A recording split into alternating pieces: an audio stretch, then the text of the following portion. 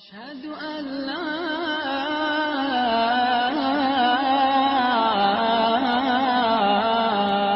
إله إلا الله أشهد أن محمدا رسول الله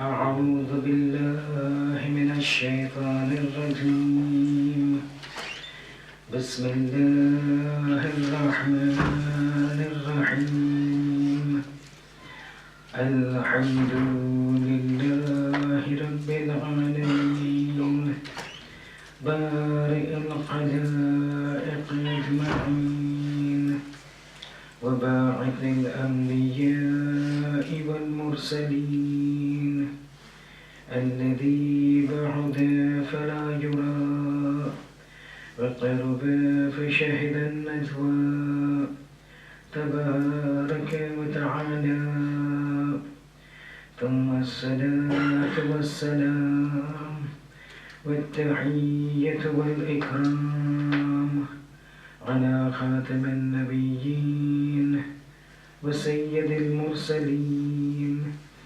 وشفيع المذنبين الرسول المؤيد والنبي الممجد المصطفى الأمجد أبي القاسم محمد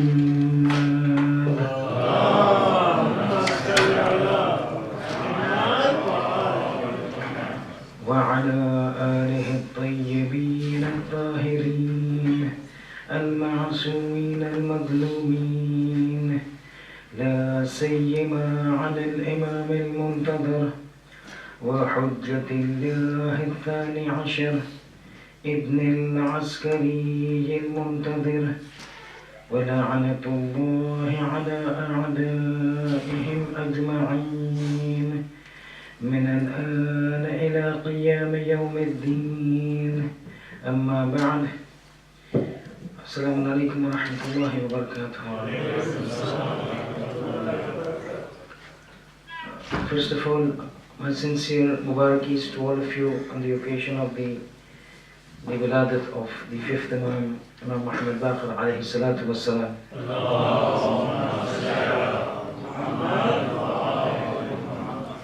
And I remember initially when I came over here, I had stated that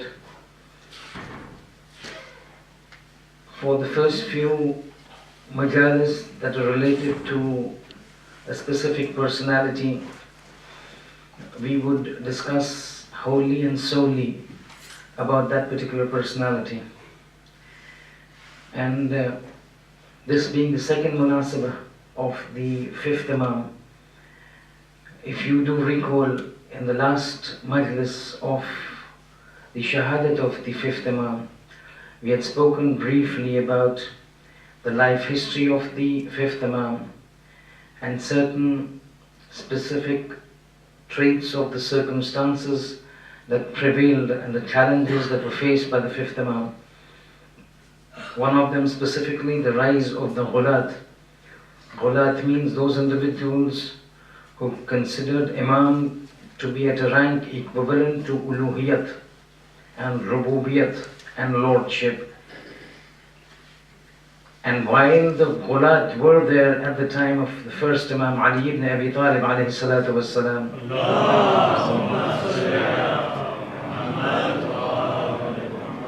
the major force picked up during the time of the fifth Imam. And we had a major campaign of the people of the ghulat. And as I had mentioned at that time, the motives being personal and worldly and had got nothing to do with akhirat and deen. It all had to be for money, wealth and power and position. And hence we find those numerous traditions, and we had discussed this at the time of the shahadat, that all our imams took a stand against this concept of ghulat, those people who raised the imams to the level of lordship. And hence we had those traditions of the various imams when they would encounter the group of ghulat, and they would say, You have a right to raise us in rank. You have a right to talk about our lofty rank, our lofty status, about how God has graced us with power and position. But they gave us a condition in these hadith when they say, نَزِّلُونَا عَنِ الرُّبُوبِيَّةِ وَقُولُوا مَا شِئْتُمْ, that however much you want to raise us in rank, whatever attributes you want to raise us, however exalted you want to keep us, but remember, in your endeavor to raise us, do not equate us to lordship. نَزِّلُونَا عَنِ الرُّبُوبِيَّةِ, do not say we are Lord, do not say we are God, do not say Ali Allah, which you find certain sects of the Batiniya sects. There are certain sects which are referred to as the Batiniya sect because they give more importance to the spirituality.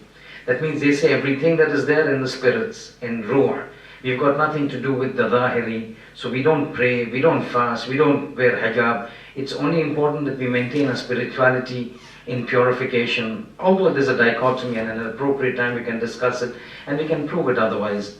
But then this Batini group are one of those groups that talk about this and raise the level of the Imams and specifically Ali to the level of Rububiyyah. And we've got a categorical classification of the Imams, don't do that. But this was as far as the political scenario is concerned. Today, while I could have gone on to discuss certain aspects about the lifetime of the fifth Imam, specifically one segment of the life of the fifth Imam has got great intertwined linkage with the state of the Shiites at that time, because they play a very important role in the lifespan, in the phase of the Imamate of the fifth Imam and sixth Imam. But we will leave that aside. At times we feel it is important, it becomes important to understand that not just to learn about the circumstances of the personality, but at times it becomes important to learn about the personality himself or the personality herself, because till we don't realize what this personality was, it becomes very difficult for our youngsters to actually gauge the importance of these individuals. So just by saying قال الصادق قال الباقر makes no meaning unless the person or the individual realizes who Sadiq was and who Baqir was. And then when the person realizes the importance, the value of the words become important. In this sense, there is one thing that I would want to embark on tonight and today and bring to explanation. Although I must admit that what I'm going to start now is definitely not going to finish in this lecture. Because many a times we find that there are certain aspects of a particular Imam that we keep repeating and we keep reminding and we keep talking about. But again, as we are discussing on Sunday Tafasir, that when we talk about Quran, we say Quran encompasses all the sciences. And then you talk about sciences and they start naming 1, 2, 3, 4. And then we ask them, okay, now about this science in the Quran, what does it talk about? And then we stand mum because we don't know. Our knowledge is very vague. Our knowledge is very superficial. And so also is the case when it comes to the Imam. There are certain Imams who have certain specifics that automatically come to mind. Remember once I had said that there are certain Imams, when you think about them, certain events come to mind. So for example, whenever you talk about the first Imam, you would find 2 or 3 events automatically coming to mind. The incident of Thaqifa, the incident of Ghadir. When you talk about the 8th Imam, immediately what comes to mind is the Wilayat Ahdi of Mamun. When it comes to the 12th Imam, automatically what comes to mind is the Sardar, the disappearance. So there are certain events that automatically come to mind when we talk about certain Imam. Similarly, when we talk about certain Imam, certain actions of those Imams also come to mind. So for example, when we talk about the first Imam, one of the first things that would come to mind would be the governance of the Imam in the 4 years that he was the Khalifa, the 4 odd years, or the justice of the Imam and his adalat. And we will talk about the justice of the first Imam, specifically in one of these 3 nights of Qadr, in the leading up to the Shahadat of the first Imam, as to how adalat actually killed Imam. But we will discuss later. So basically adalat of the first Imam comes. When it comes to Hussein, we realize one action is his standing up against the oppressing regime. He would not take things lying down. He wanted to put that sunnat right, that you cannot do dhulm, nor can you bear dhulm. Similarly, when it comes to the 5th Imam, one concept that comes to mind is the concept of ilm. Is the concept not of just ilm, but of baqarul ilm. And why do I say this? I say this because many a times when you talk about the fifth Imam, we talk, oh, Baqarul Ilm. But you tell somebody, hi, sit down and tell me, what does Baqarul Ilm mean? You're saying the breaker of knowledge. In Farsi and in Arabic, in Farsi and Urdu, you say, Shikafande Ilm, one who segregates and extracts ilm. Say, hi, now sit down and tell me, what do you mean extracts ilm means what? What did he do? And then we stand up. We don't know what we're talking about. We say, yes, he's Baqarul Ilm, but what does Baqarul Ilm mean? How many of us know? And hence it becomes important for us to actually understand when this entity and this personality is called Baqarul Ilm, what did he do to deserve this title? But in order to understand this Baqarul Ilm, there is something that we need to realize before this. And that comes from a tradition which I remember I had recited in the Shahadat of the fifth Imam. But in the Shahadat of the fifth Imam, see, many times when we narrate hadith, the traditions are long and everything does not need to be spoken out at every lecture. It has to be associated with the discussion that goes on. And over that point of time, one segment was left out that I want to complete today, because that's how I want to link it up.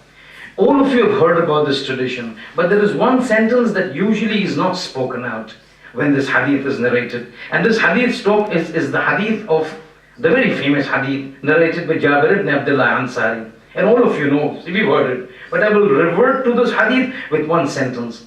All of us know what happened. There was a time, at the time of the Holy Prophet calls Jabir and tells him a certain thing. We don't know what that thing was at that time. Till one day Jabir ibn Abdullah comes to Medina and he keeps calling out, he wants to find out this fourth Imam. When he comes to the fourth Imam, he says, I want to meet Muhammad. So Imam Zainul Abidin alayhi salatu wassalam,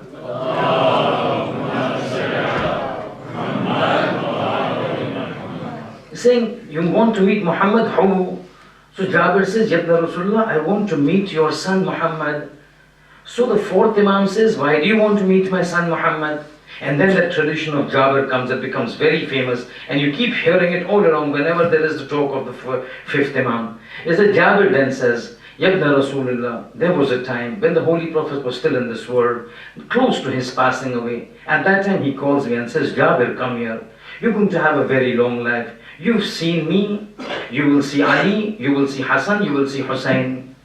You will be the longest last living Sahaba of mine, because then you will also see Zainul Abidin. And when you see Zainul Abidin, you will also see his representative, and his name is Muhammad. When you see Muhammad, tell him his grandfather Rasulullah sent salams upon him. Now this is a tradition everybody's heard, but there is one sentence in this that we need to understand. Because in some of the traditions, the Holy Prophet has been reported to have stated, when you meet Muhammad ibn Ali, فَقْرَعْ لَهُ سَلَامُ مِنِّي, convey my salams to him, tell him Rasulullah sends salams. Then you have this tradition that the Imam also replies, وَعَلَى جَدِّي Rasulullah salam, that upon my grandfather salams from me. But in some hadith there is one verse, one sentence. This sentence then becomes a sort of an objection upon Hisham ibn Abdul Malik. I will tell you who Hisham ibn Abdul Malik is. This sentence that I will tell you, not always is recited onto the member. And that sentence is this, that while in some traditions it has been stated that the Holy Prophet tells Jabir, you will meet Muhammad ibn Ali. In certain traditions it is said, you will meet Muhammad ibn Ali Baqarul Ilm. When you meet Baqarul Ilm, convey my salams. And it is from that time that the name of the fifth Imam became Baqarul Ilm. It was not said by anybody else, not by the fourth Imam, not by the third Imam, because Imam Baqir was also in Karbala. But it was actually stated by the Holy Prophet before he left this world. So this laqab of Baqarul Ilm, of Baqarul Ulum, comes from the Holy Prophet. And this is what we need to understand. How did, why did, and for what reason did the Holy Prophet, despite the fact that you have all the Imams having knowledge which is divinely received, you had all the Imams who had Ilmul Ghaib, and we will talk about it. Why was Imam Baqir singled out? And the reason that I'm bringing this hadith, specifically this concept, that the Imam, the Holy Prophet called him Baqarul Ilm, comes and is used as a means to object against Hisham ibn Abdul Malik. Now I will keep repeating certain sentences and do not consider it a repetition. The repetition needs to come because I need you to link it up to certain things. I know quite a lot of things. Because you hear it for the first time, it disappears from the mind. It's not like us who are repeatedly reading through things and they keep coming and they fix into our minds. People like you, it tends to forget. It's just that somebody is in the medical profession, somebody is in the tax profession, somebody in the accounting profession. You keep seeing things day in and day out and it gets fixed into your mindset. Hisham ibn Abdul Malik is the grandson of Hisham ibn Abdul Malik ibn Marwan. This Marwan ibn Hakam. This Marwan ibn Hakam plays an extremely important role, a very negative role after the passing away of Muawiyah. After Muawiyah, if one person was the most detrimentally effective person in the lineage of the Ahlul Bayt and for the Ahlul Bayt was Marwan ibn Hakam and his entire family. Marwan ibn Hakam, Abdul Malik ibn Hisham ibn Marwan, Abdul Malik ibn Marwan, Sulaiman ibn Abdul Malik ibn Hisham ibn Marwan. This entire lineage, they're called Bani Marwan. And they had been so detrimental to Islam that when you pick up Ziyarat Ashura, while you will see Allahumma al-an awwalan, wal-thaniya, wal-thalitha, wal-rabi', Allahumma al-an yazid al-khamisa, while we pray to Allah, curse the first and the second, and whoever that first, second, third, we're not concerned. We're not here to discuss what first, second, third, fourth means. What we are saying is the names that are there. The name that comes in Ziyarat Ashura, one of the names are 1, 2, 3, 4, 5th, Yazid. And then you find in the Ziyarat Ashura, another name comes, Bani Umayyah 1 and Bani Marwan. Even in Ziyarat Ashura, which is regarded by certain ulama as being from Hadith al-Qudsi, over there the Banu Marwan comes. And it is not that Allah has, and you know Hadith al-Qudsi is a revelation of God. Only thing it is not in the Quran. It is not part of the Quran. It is not the Quran. It is not the mu'jiza and the miracle that the Quran is. But it is there, a revelation from God. But amazing thing is that even in the Quran there's a mention of Bani Marwan, but not by name. And I've mentioned this, and I will keep repeating till it goes into our minds, that in the Quran, when the Quran talks about Shajarai Mal'una, the Shajarai Mal'una, when you look at the Rawayat of the Ma'sumin, and you look into the Tafsir, you will find the Shajarai Mal'una that Quran talks about as opposed to Shajarai Tayyibah. There are two shajara, two lineage that Quran talks about. It is a metaphorical statement. Shajara means tree. One shajara is Shajarai Tayyibah. One shajara is, Quran mentions Shajarai Mal'una. When the sixth Imam is asked, who's the Shajarai Mal'una? Imam says Bani Marwan. Now this Bani Marwan is what we're talking about. You heard about what the Holy Prophet talked about Imam Baqir alayhi salam, referring to him as Baqirul Ilm, and hence the laqab came across. Now to understand how it came across and how this was really true, at the time of Hisham ibn Abdul Malik ibn Marwan, he was the Khalifa at the time of the 5th Imam. And he always, all the Khulafa had oppositions against the Ahlul Bayt, whether they were Bani Umayyah or Bani Abbas. Here this is the fag end of the time of the Bani Umayyah.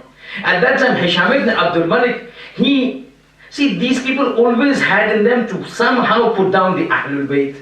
At times they would mimic, at times they would talk bad about them, at times they would make fun of them, somehow to humiliate them. In one of his gatherings, in one of his darbar, Hisham ibn Abdul Malik started, Imam Baqir is called Baqirul Ilm. Baqirul Ilm means somebody who breaks knowledge and takes out the furu'at, the details about knowledge and brings it to mankind.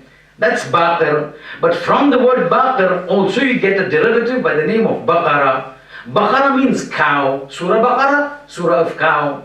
Now in order to put down Imam Baqir alayhi salam in one of the gatherings of Hisham ibn Abdul Malik, when he's sitting and talking, the talk comes about the 5th Imam. And in order to make fun of him, in order to make jest of him, in order to humiliate him, Hisham ibn Abdul Malik starts referring to him as Al-Baqara. That means cow. Baqirul Ilm now becomes Baqara. Now this, again you will see this tendency in Mutawakkil Abbasi. Now this we are talking about Bani Umayyah. This almost the fag end of Bani Umayyah. You have this person Hisham ibn Abdul Malik talking derogatorily about the 5th Imam. The same thing you will find in Mutawakkil Abbasi. Mutawakkil Abbasi, 3rd, 4th Khalifa of the Bani Abbas. He does the same thing about Imam Ali. But there the outcome is different, here the outcome is different. Here when he says it, When he says Baqarah, one of the members stands up and says, Ya Hisham, you're talking about that man as Baqarah, as the cow, whereas we have heard the Holy Prophet say Baqarul Ilm. So the Holy Prophet called him Baqarul Ilm, you're calling him a cow. There is a difference between you and the Holy Prophet. Now you decide, are you on the right path? Are you speaking the truth, or the Holy Prophet is speaking the truth?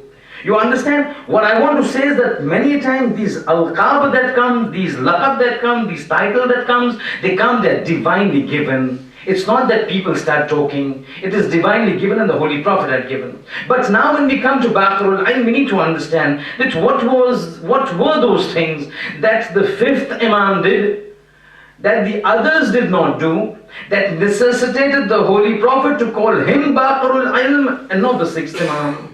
That necessitated the Prophet to call him Baqarul Ilm and not the seventh Imam, or the eighth Imam, or the ninth Imam, or the 10th Imam.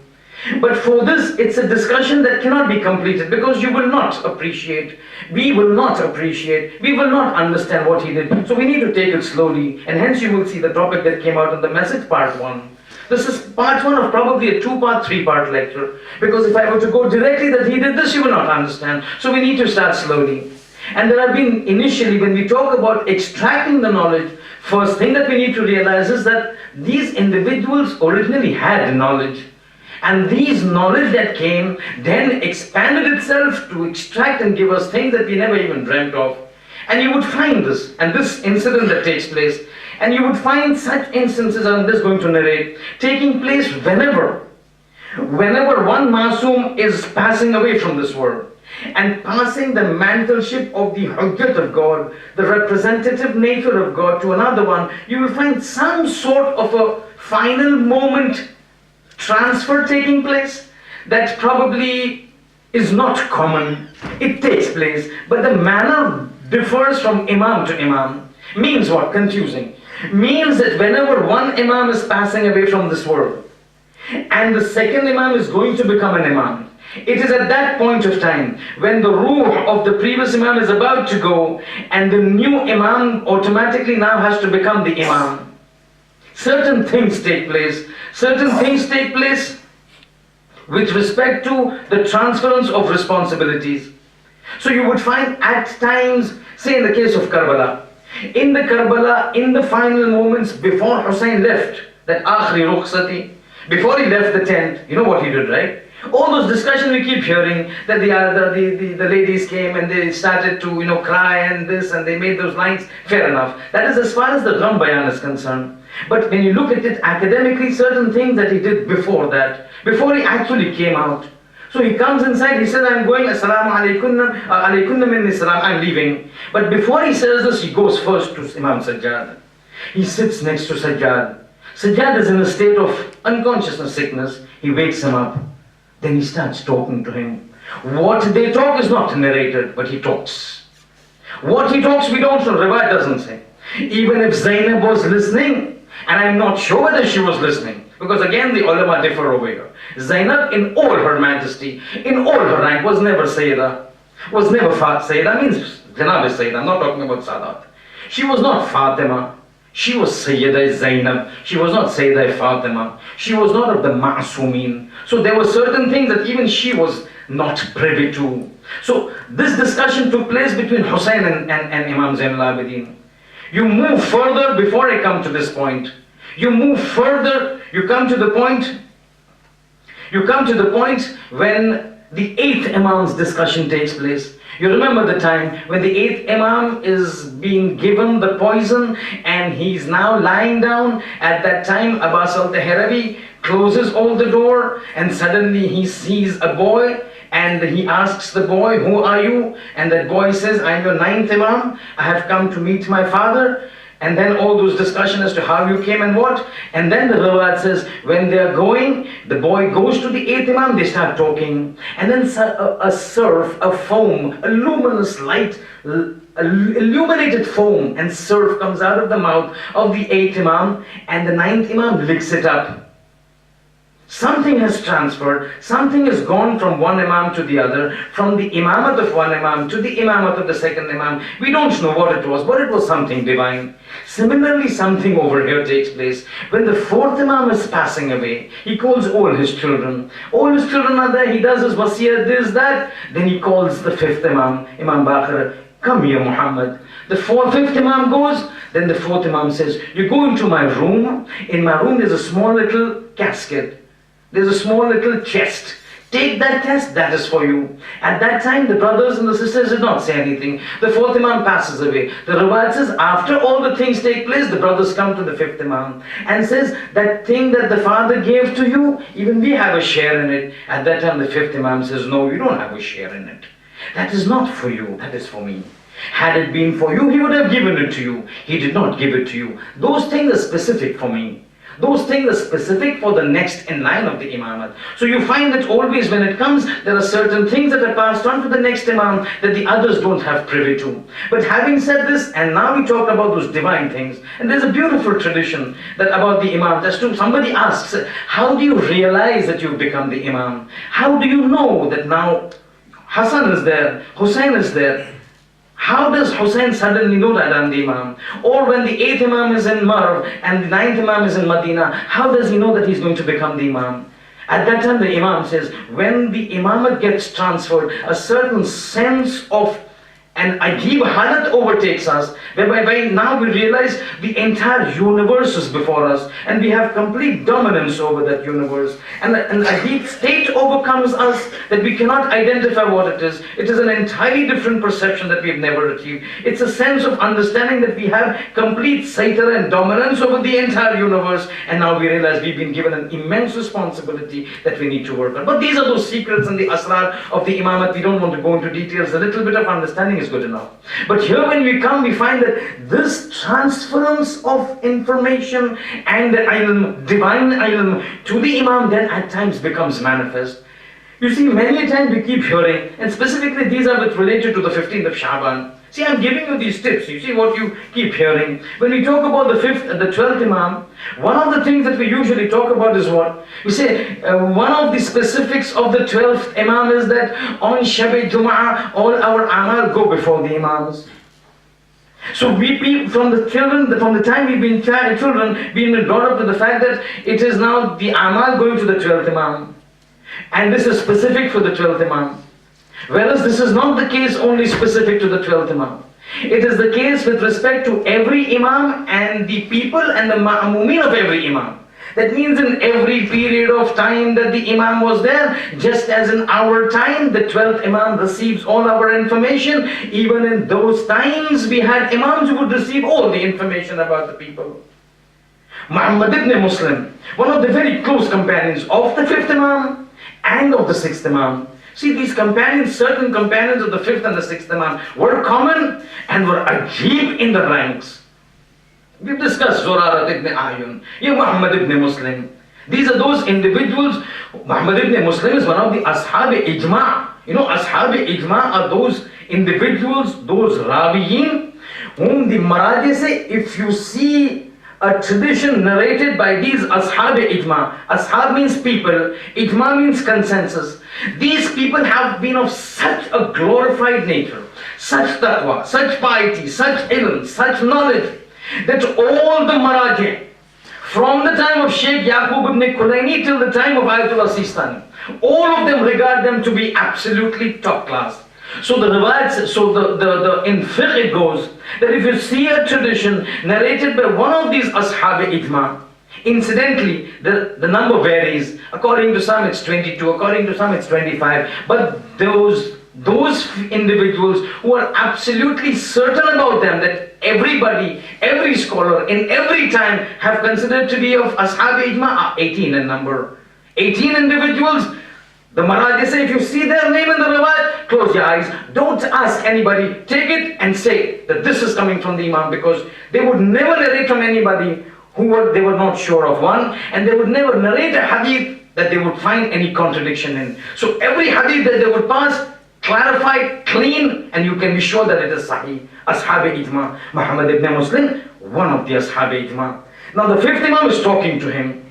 Imam is talking to him, a sudden Imam says, do you think that what you do does not reach us? All of a sudden. So Muhammad ibn Muslim shocked. He's saying, Ya ibn Rasulullah, why do you say that? So the Imam repeats. He's saying, you really think that all the amal that our Shia does, or all the states that they are in, or all the halat that they go through, we are not aware of it? So he keeps quiet. Then the Imam says, just tell me if I'm correct. So Muhammad ibn Muslim says, okay, tell me. So he says, 3-4 days ago, you had a partner in business, and you had a conflict with him. So Muhammad ibn Muslim now is surprised. He's saying, yes, Ya ibn Rasulullah, but how did you come to know? Imam says, I will not even tell you, I will not just tell you that you had a problem. I will tell you for what reason you had a problem with him. So he says, yeah, tell me. He's saying the reason that the conflict took place between your partner and yourself was because of me. Now Muhammad ibn Muslim says, yes. Imam says, I will further tell you why because of me. It was because you love me and you do muhabbat towards me and you're my Shia, your partner did not like it. As a result of it, you had a conflict and you clashed and you broke up. So Imam, so he asks, Muhammad ibn Muslim asks, Ya ibn Rasulullah, whatever you say is correct. But how do you come to know? At that time Imam says, there are several ways God informs us. One, at times things just come into our hearts. We know exactly what is going on because all of a sudden we come to know those things.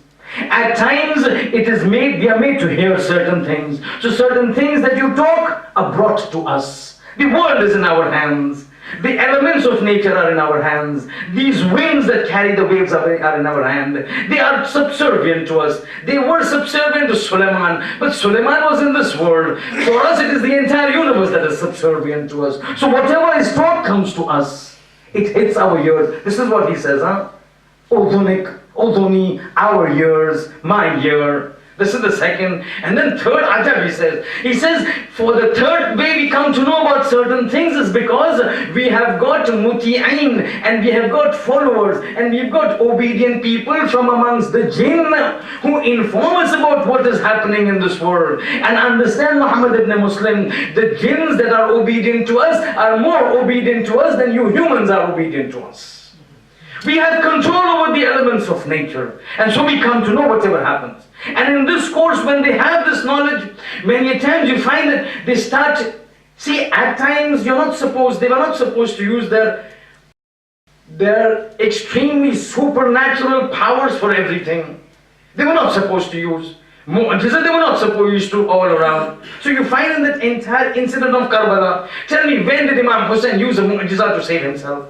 Or to get water for Ali Akbar, or to get water for Ali Asghar, or to save Sakina. They never used it. One time that the mu'jiza of Hussein took place was when he fell down when he started reciting the Quran from the top of the spear. But that is again a different issue for some reason. All the time they're not supposed to use it, but many times they do explain it because they want the people to know, look, you're not talking to an ordinary individual. When we say we are the representatives of God, this is what we can do. The fifth Imam is sitting with a group of people. As he's sitting with a group of people, a person comes in. Assalamu alaikum ya ibn Rasulullah. Sallu ala Muhammadin wa ala.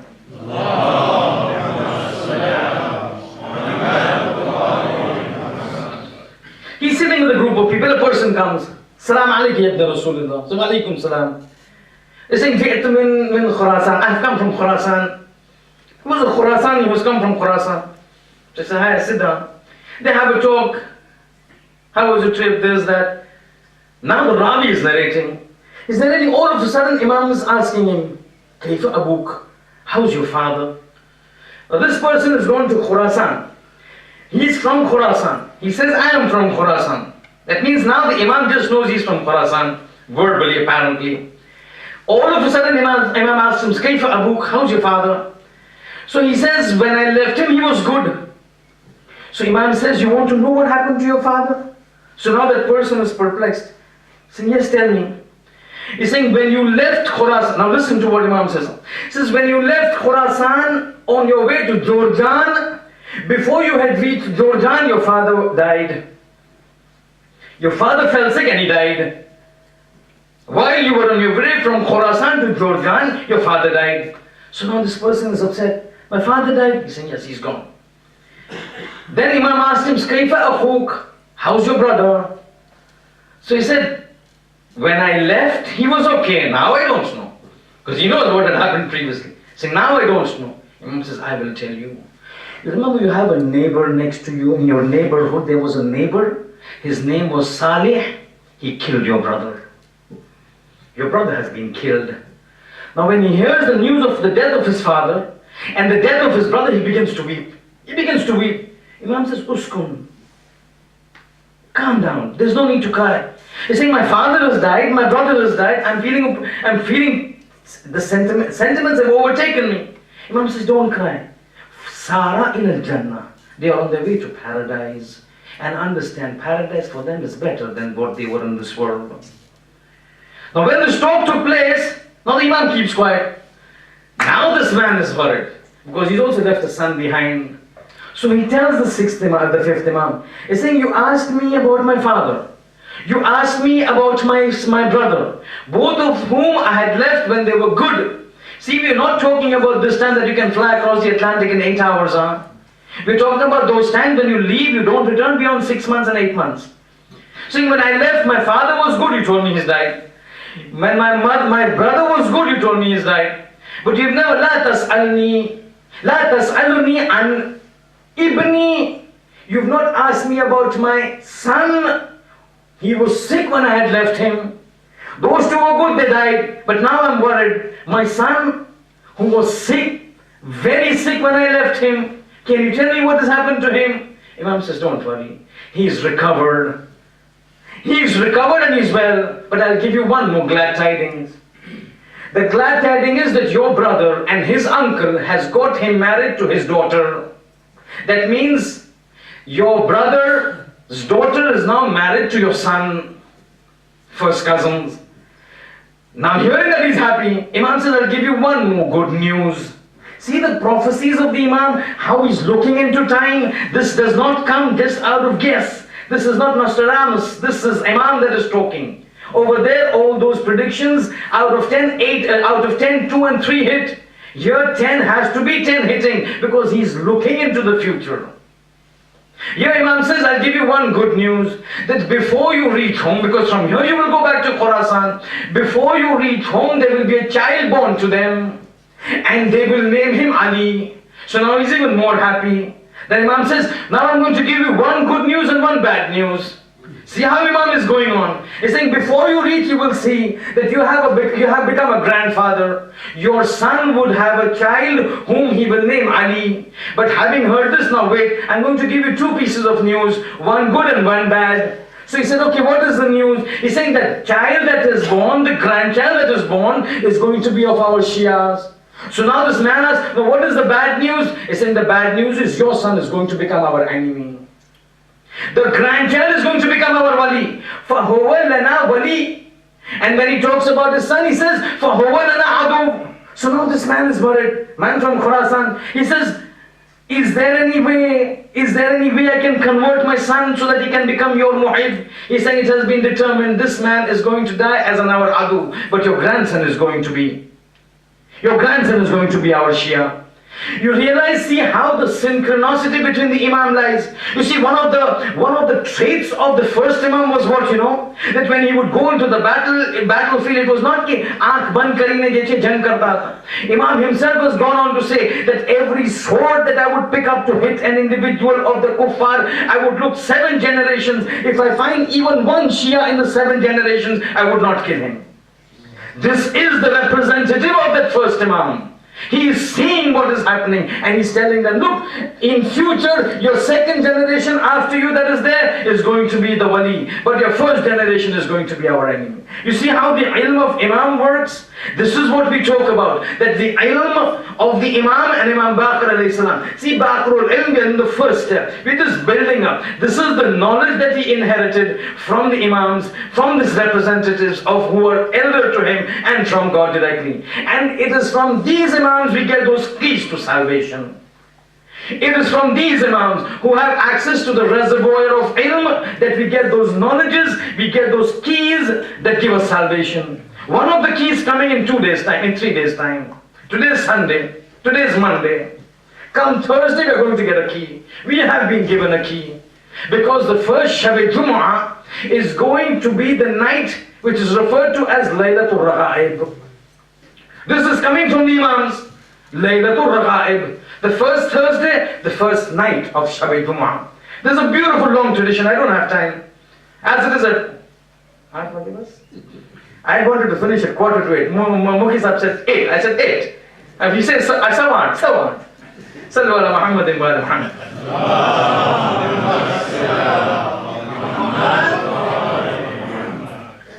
Laylatul Raghaib, very short. On the day of Friday. See, remember, we keep saying, and do not lose track. Sallu ala Muhammadin wa ala Muhammad.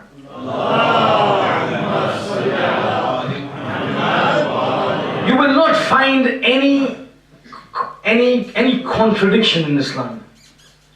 Specifically if it is coming from the Ahlul Bayt. And specifically if you pick up the Sahih traditions. We keep saying, this month, the month of fasting. Even one day, but you need to fast. Even one night, we need to stay awake. Look at it. We've narrated so many traditions in various different contexts, and we've proved to you. In everything you find that it all hints to this fact. Again, Laylatul Raghaib points to that. Laylatul Raghaib starts from the Thursday. The first Thursday of the month of Rajab. We're supposed to fast. One of the benefits of this is, the day needs to be spent in fasting after Maghribain prayers. Between Maghrib and Isha, there is a 12 rakat prayers to be recited. In 2 rakat. 3 times full, 12 times in Nanzana. It goes long. 12 rakat goes long. At that point of time, as it goes on, the Laylatul Raghaib Amal finishes, then there are a tasbih, a sajda, a tasbih and a sajda.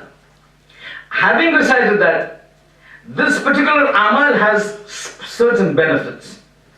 And the tradition of the Holy Prophet. The tradition of the Holy Prophet talks about this. It says, this night of Laylatul Raghaib, which comes after the day of Thursday when you fast. It's saying, La taghfulu, the words I'm uttering. La taghfulu an Laylatul Raghaib. Do not be ghafil of this night of Raghaib. Raghaib comes from the word Raghiba. Raghiba means in Arabic desires, covet, wish, want. Raghaib is the plural of Raghiba. That means the night of desires, the night of wishes, the night of hajat. The Riwayat says, the Holy Prophet says, La taghfulu an hadhihi layla, laylatul Raghaib. Do not be ghafil of this night.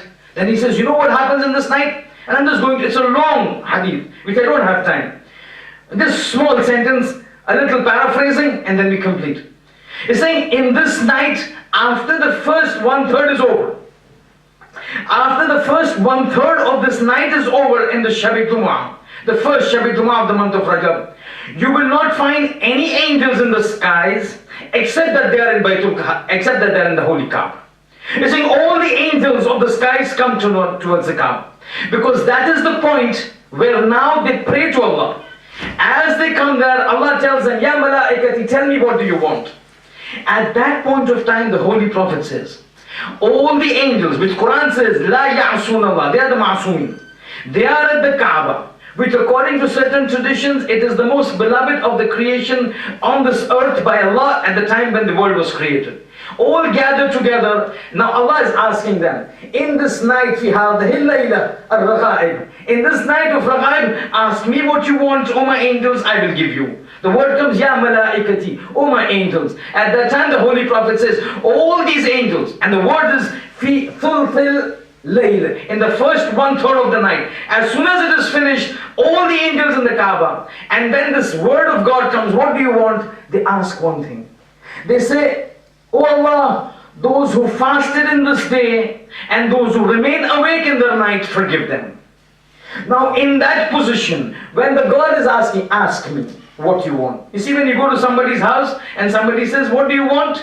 And when you ask, that person is obliged to give you because he asked you. Yeah, Allah is asking them, what do you want? Asking whom? The angels who are masumin. Where? In one of the best places on earth. At that time God says, I've given. Then the Holy Prophet explains, you know when God says, Labbaik, I've given to you, I have answered your prayers, means what? He says all those people who have sinned, their sins are forgiven. But then the Holy Prophet says, you know, forgiven means what? Forgiven means this. Forgiven means this. That, and I'm paraphrasing, even if they were in the level and the magnitude of the number of grains upon the earth, forgiven. These are the words, even if they were in the measure of the surf that is found on the oceans of the earth, forgiven. Even if they are waraqil ashjar, even if they are in the measure of the leaves of a tree across the world, forgiven. And then he says, this amal, sins forgiven. I go back to that khutbah of Jummah. I had said one thing, that one of the days and one of the phases that helps out most in the qabr is the amal of Rajab. Laylatul Raghaib is one of those amal. Says Laylatul Raghaib in the qabr comes in the form of a luminous person. Over there, then certain things take place, which if I start going, I will definitely reach 8:15.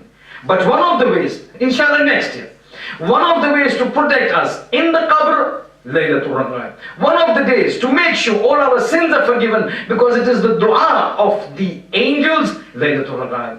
And specifically in the vicinity of the wiladat of the fifth Imam and the shahadat of Imam Ali al-Nakhi alayhi salam. Let's pray to Allah subhanahu wa ta'ala to grant us tawfiq to understand the teachings of these Imams. Oh Allah, grant us tawfiq that we may benefit from the Laylatul Raghaib and the day of Thursday of the first of the Rajab that would come, and take maximum benefits from them. Let's pray to Allah bihaqq Muhammadin wa ali Muhammad to hasten the reappearance of the 12th Imam. Oh Allah, all those who are sick, may they be granted a healthy and hastened recovery. Oh Allah, all those who are maqrood, may their qard be written away and given away as soon as possible. Oh Allah, those who do not have children, may they be given good children. All those who have children, may they be granted tawfiq to become neek and salih. And we again pray to hasten the reappearance of the 12th Imam and to grant us tawfiq to come from amongst his awan and ansar. ربنا تقبل منا إنك أنت السميع العليم غفر الله لنا ولكم والحمد لله رب العالمين.